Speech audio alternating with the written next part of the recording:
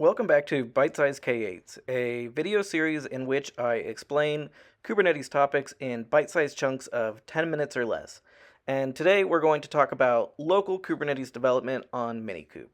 Kubernetes is oftentimes thought of as being synonymous with the cloud, but it's a really big topic, and there's a lot to learn. And to learn all of that on the cloud would be pretty pricey.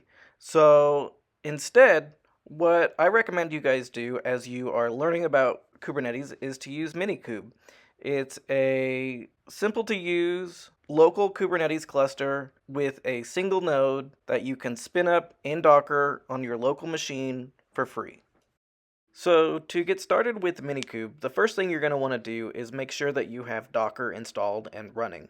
And to do that, you can just run docker ps, which will list all of the running containers. If you don't yet have Docker installed, you can follow the link below to the Docker documentation and get it installed. And to install minikube on a Mac, all you need to do is run brew install minikube.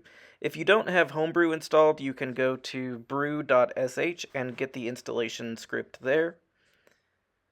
And then once you run brew install minikube, you'll be able to run minikube start, and that will spin up a local cluster in a Docker container on your machine.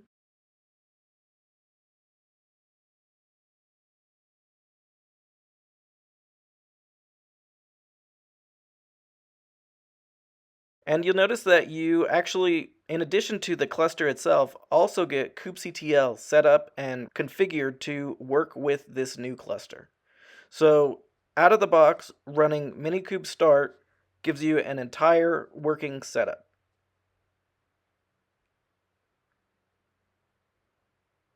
And as you can see, you can go ahead and check out the status of your new cluster by running kubectl get all.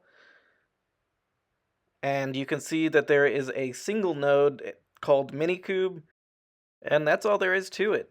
With a couple of simple commands, you can get a free local cluster running in Docker on your machine to both develop and to learn about Kubernetes and the ecosystem. So I hope you enjoyed that. Please do check out the rest of the videos in the Bite-Size K8 series. There will be plenty more, and happy developing.